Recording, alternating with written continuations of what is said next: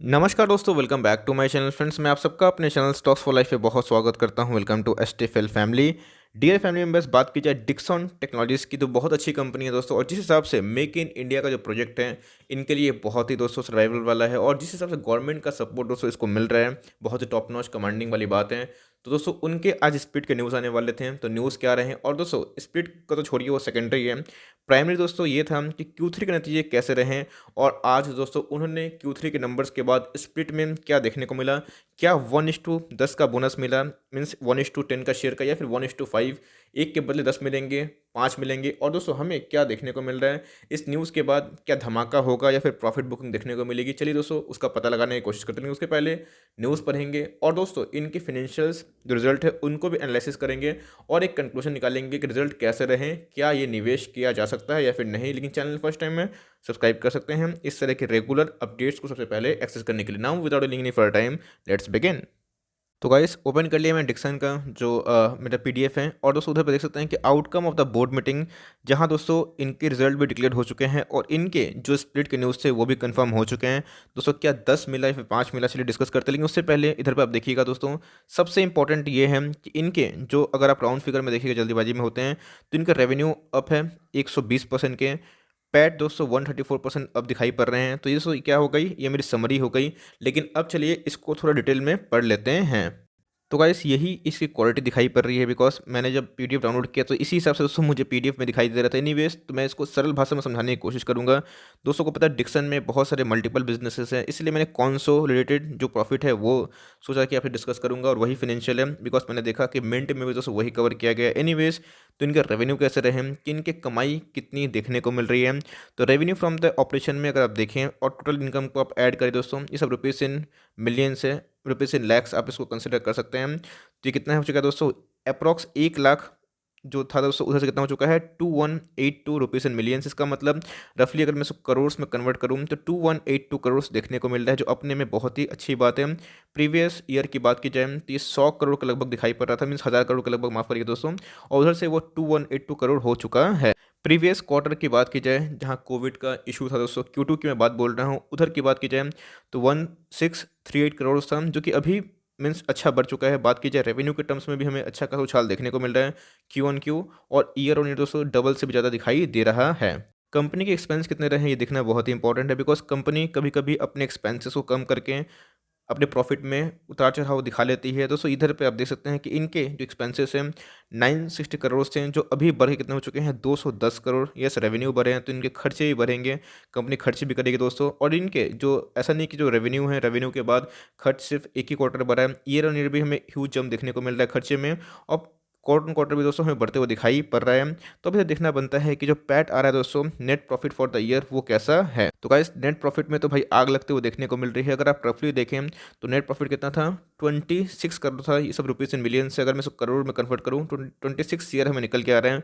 और अभी की बात की जाए दोस्तों, तो इस क्वार्टर की बात की जाए Q3 की नंबर्स की, तो 61 करोड़ का दोस्तों कंपनी ने प्रॉफिट दर्ज कर दिया है। अगर आप रफली देखें तो फ्रेंड्स ये मोर और लेस कहीं ना कहीं 134% का उछाल देखने को मिल रहा है, जो अपने में ही एक टॉप नॉच वाली बात है। और इधर पे आप देखेंगे Q1Q, तो भैया क्वार्टर क्वार्टर पे दोस्तों कंपनी के प्रॉफिट 9 करोड़ के लगभग बढ़ते हुए दिखाई पड़ रहे हैं। अगर आप ईपीएस से चेक करें दोस्तों, तो ईपीएस से आपको तुरंत समझ में आ जाएगा कि इनके नतीजे कैसे रहे। ईपीएस बहुत ही इंपॉर्टेंट मेट्रिक है, अर्निंग पर शेयर, और ये दोस्तों कहाँ पे यूज़ होता है, प्राइस टू अर्निंग निकालने में। CMP current market price by EPS, तो आप ईपीएस का यूज़ करके आराम से जस्टिफाई कर सकते हैं रिजल्ट कैसे रहे। 23 का ईपीएस दोस्तों इस क्वार्टर की बात की जाए, इस साल की 53 हो चुका है, जो एकदम आउटस्टैंडिंग है। और बात की जाए Q1Q भी दोस्तों, तो हमें एक अच्छा खासा उछाल देखने को मिल रहा है, जो पहले 45 था और अभी कितना हो चुका है, 53 के लगभग दिखाई दे रहा है। अब चलिए फ्रेंड्स, जिसका आप इंतजार कर रहे थे कि क्या स्प्लिट के रेशियो देखने को मिले, बिकॉज कुछ दिन पहले 1:10 का लाइक मार्केट में न्यूज़ चल रही थी। लेकिन दोस्तों स्प्लिट 1:10 का नहीं, 1:5 का हुआ। इसका मतलब अगर आपके एक शेयर से दोस्तों, तो आपको उसके जगह 5 मिलेंगे। तो रफली आप समझ सकते हैं कि 15,000 का शेयर है, उसको 5 टुकड़ों में अगर बांटा जाएगा तो 5 × 3 कितना हो रहा है दोस्तों, 3,000 करके स्प्लिट देखने को मिल सकता है। और फेस वैल्यू पहले 10 की थी, अभी कितनी की हो चुकी है, 2 की हो चुकी है। लेकिन दोस्तों अभी तक ये स्प्लिट बस अनाउंस हुआ है, और इसके पीछे क्या टाइम डेडलाइन है, क्या रिकॉर्ड डेट एक्स डेट निकल के आ रहा है, और कब तक दोस्तों ये पूरा एग्जीक्यूट होगा, चलिए और भी डिस्कस करते हैं। तो इधर पे सबसे पहले rational behind the split, company ने ये जस्टिफाई करा है कि उन्होंने स्प्लिट क्यों पेश किया है। जस्टिफाई करना बनता है दोस्तों, आप लोगों को अच्छे से पता है, मैंने सिखाया है कि कभी भी स्प्लिट की न्यूज़ अनाउंस होती है तो शेयर्स में तेज़ी आती है, बिकॉज शेयर का प्राइस छोटा हो जाता है तो उनकी लिक्विडिटी थोड़ी बढ़ जाती है, to encourage wider participant of small investors and to enhance the liquidity of the equity shares of the stock market. तो गाइस स्टॉक मार्केट में लिक्विडिटी बढ़ेगी तो इन शेयर में ट्रेडिंग जम के होगी। और देखिए बहुत ऐसे लोग हैं जो खरीद नहीं पाते शेयर्स को क्योंकि वो बहुत महंगा है, तो सस्ते हो गए हैं, तो स्मॉल इन्वेस्टर्स भी अब पार्टिसिपेट कर पाएंगे और डिक्सन को अपने पोर्टफोलियो में जगह दे पाएंगे। और दोस्तों ये कब तक कंप्लीट होगा, एक्सपेक्टेड टाइम क्या इधर पर देखने को मिल रहा है दोस्तों, 2 to 3 मंथ। ध्यान दीजिएगा, यस कंफर्म तो हो चुका है, बोर्ड अप्रूव कर दिया है कि 1:5 का स्प्लिट होगा, लेकिन उसको एग्जीक्यूट होने में टाइम कितना लगेगा, 2 to 3 month including the time required for the approval for the share holder. तो गाइस शेयर होल्डर के अप्रूवल के बिना ये पॉसिबल नहीं है, लेकिन अमूमन चांस है कि शेयर होल्डर इसको अप्रूव कर देंगे। तो गाइस इधर पे हमें देखने को मिला कि अभी के अभी स्प्लिट का न्यूज़ तो आ चुके हैं, लेकिन उसमें समय लगेगा। और class of share which are subdivided, तो equity shares of face value of 10। और दोस्तों इधर पे आप देखिएगा number of shares of each class pre and post split, the detail are stated at point number 7 below.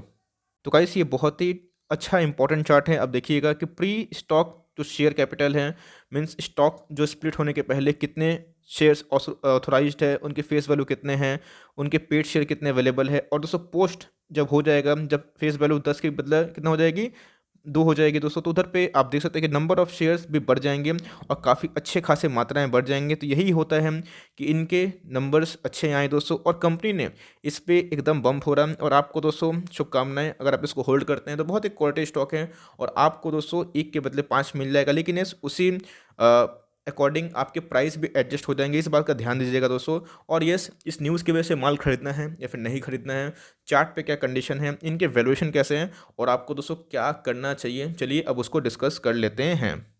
तो guys आप देख सकते हैं कि यस स्प्लिट अभी के अभी नहीं होगी, बिकॉज इसमें थोड़ा समय लगेगा। तो अभी भी एक्स डेट रिकॉर्ड डेट अभी हमें सामने नहीं देखने को मिले हैं।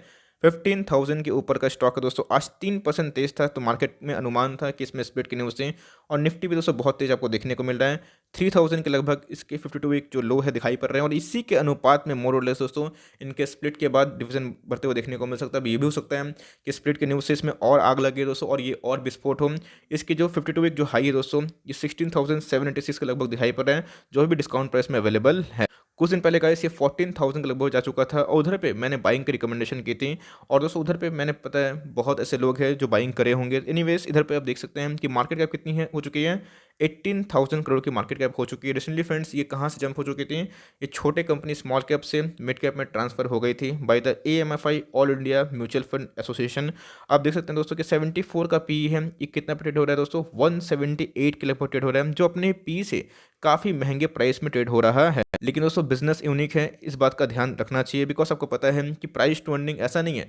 अब पावर ग्रेड गेल इन सब का प्राइस टू अर्निंग 10 के नीचे है, लेकिन दोस्तों उतना सस्ता है, तो भाई सस्ता क्यों है, तो ग्रोथ मिसिंग है, इसलिए उन्होंने कभी पैसे नहीं बनाए।